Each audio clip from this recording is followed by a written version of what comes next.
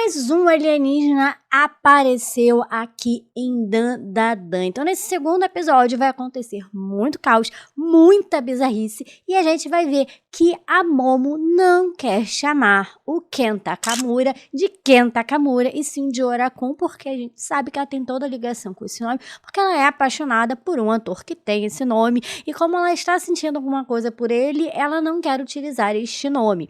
Então, a gente vai ver que ela vai falar que como está amanhecendo, os espíritos só saem à noite, ele pode ir para casa dela, porque tá tudo bem. Só que essa parte eu realmente não entendi muito, eu acho que foi a única parte realmente que me incomodou, até porque eu achei esse segundo episódio muito melhor que o primeiro. Então essa parte realmente me incomodou, porque ela virou e falou, os espíritos só saem à noite, mas a maldição estava ativa, então eu não entendi se ela estava utilizando o poder para controlar a maldição e meio que tem a entender que estava tudo bem, tudo tranquilo. Não tá, porque a maldição continuou ativando, então essa parte meio que me deixou confusa, bugou um pouquinho, mas a gente vê ela indo lá pra casa dela. Só que quando eles chegam lá, como tem um talismã, uma barreira espiritual protegendo, o que acontece com o Orakun? Ele começa a pegar fogo, quase vira churrasquinho. A gente vê como utilizando seu poder, jogando ele na água, então ela tira esta barreira espiritual, no caso o talismã, exatamente para ele poder entrar em casa, porque é uma coisa rapidinha. Só que esse rapidinho teve aí um custo. Então a gente vai ver ali a conversa deles, ela trocando de roupa, dando uma roupa ali pra ele, até porque eles estavam, né, com as roupas todas rasgadas. A gente viu tudo que aconteceu no episódio passado, e a avó dela não estava em casa, então eles estavam ali conversando e tal, e ele fala que ele acabou arrastando ela pra toda essa confusão, porque ele viu uma oportunidade quando ela foi falar com ele. Ele é um garoto sozinho, já tinha se mostrado isso lá no primeiro episódio, que ele é uma pessoa solitária, e ele quis aproveitar a oportunidade de ter uma amiga, de ter um amigo. Então ele realmente foi falar com ela, porque realmente achou que ela estava interessada em Alice. Ele falou que não ia desperdiçar, e ele acabou colocando eles em perigo, porque eles apostaram por causa disso. Só que assim, gente, quem quis fazer a aposta foi a Momo, apesar dela ficar colocando ali a culpa no Orakun. A culpa também foi dela, ela também quis tudo isso, obviamente, e óbvio que nenhum dos dois ia imaginar que eles iam entrar nessa rascada, nessa confusão toda, nessa questão aí de estar alienígenas indo atrás dele, porque assim a gente vai ver um outro alienígena aparecendo. No caso é um monte de Fretwoods, no caso o alien de 3 metros, então inicialmente ela vai ouvir uma campainha que ela nunca tinha ouvido antes, porque na casa ali dela, da avó, tem 2 campainhas, a campainha para humanos e a campainha para espíritos malignos.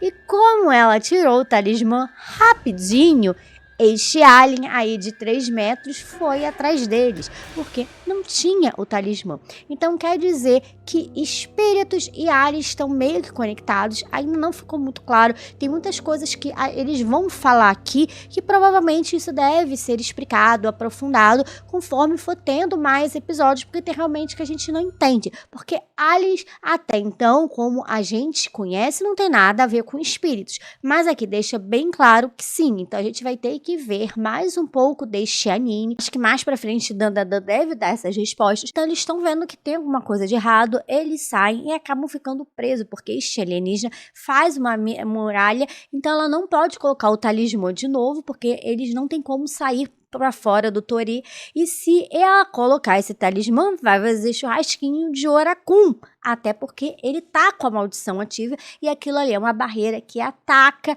os espíritos ruins, as coisas malignas, e de certa forma, ele tá com algo maligno, apesar de ele ser uma boa pessoa, Orakun.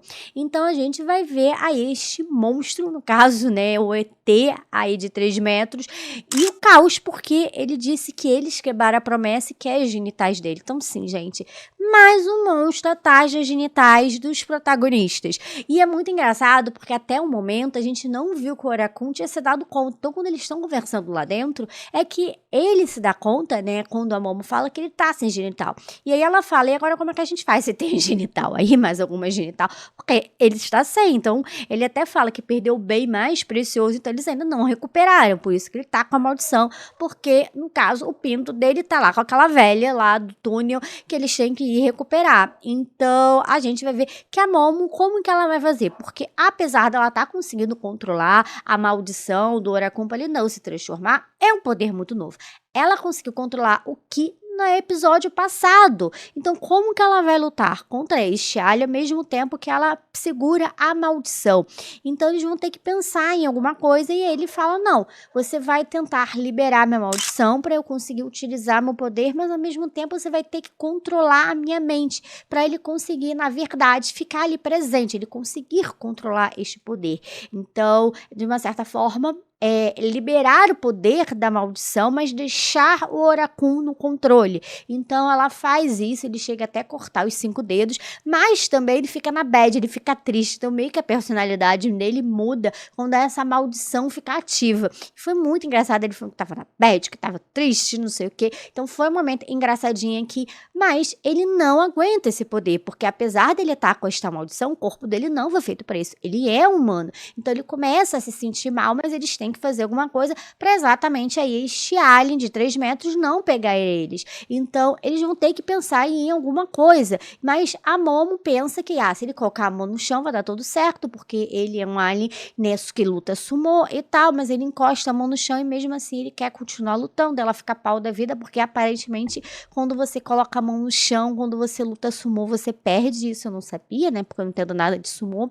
Então, a gente vai ter essas questões aqui. Só que o que eu acho mais bizarro nisso tudo é que a gente tem que abraçar a bizarrice, essas coisas bem estranhas, é que ele vai socando ela na muralha. E tá bem ali o Tori. E na verdade, ela quer isso. Ela quer que ele vá dando soco, exatamente para aprofundar, dar uma certa profundidade para eles conseguirem sair do Tori. Só que o corpo dela tá ali. A gente até vê o Oracun, né, no caso Kei, berrando, para com isso, você vai morrer, não sei o que. Tu vê que ele tá desesperado e ela quer continuar com isso. Exatamente para eles poderem sair do Tori e ela utilizar o talismã. Obviamente que ela puxa o Oracun, até porque se não puxasse ia ser fazer churrasquinho nele.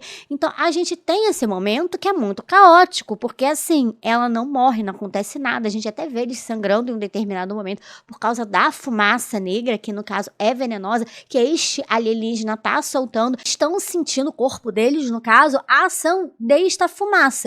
Mas quando ela leva 10 soco, ela nem sangra. Então, assim, a fumaça venenosa tem efeito sobre eles, faz eles sangrarem, sair sangue do nariz. A gente vê tanto o Oracun quanto a Momo, mas ela levar várias porradas ali na parede e não acontece nada. Então, assim, a gente tem que abraçar a bizarrice, essas coisas estranhas, porque é o plano dela para sair desta situação. E depois que ela coloca o talismã, tudo volta ao normal. Então, parece que eles estavam numa realidade paralela, porque a casa tá inteira, o terreno tá inteiro, tá tudo ali inteiro. Então, eles foram para uma realidade paralela.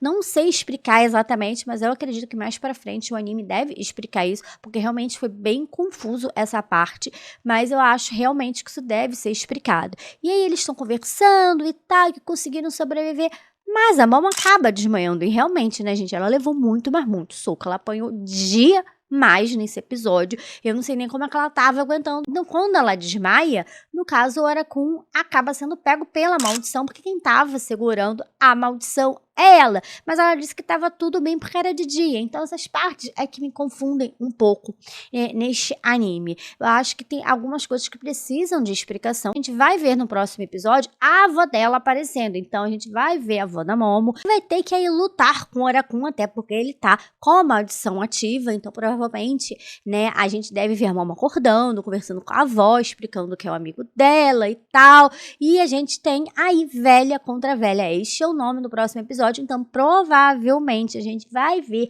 a avó da Momo indo lutar contra a velha do túnel, pelo menos eu acho. E eu acho que tem que encerrar isso, essa questão aí da genitália dele conseguir de volta ali o pinto dele e tal. Eu não sei se ele vai ficar totalmente livre da maldição ou não. Eu não li o mangá e também não quero spoiler, mas eu gostei muito mais deste episódio. Eu achei esse episódio mais interessante, mais divertido, mais caótico, né? Até porque, gente, chegou um momento ali que foi gritaria, dedo na e tudo, porque assim, foi tenso, foi muito caótico, mas ao mesmo tempo a gente tem algumas informações que a gente precisa, que a gente não tem, e eu também acho isso legal, porque a gente fica querendo mais, a gente fica preso neste anime, querendo entender o que é que tá acontecendo. Então eu achei bem legal este episódio, mas eu ainda acho essa fixação nas partes íntimas, né, nas genitais, desnecessário. É outro alienígena que quer genitais do protagonista. Então, quanto tempo isso vai ficar rendendo? Provavelmente a gente vai ter essa questão de novo no próximo episódio, até porque a gente sabe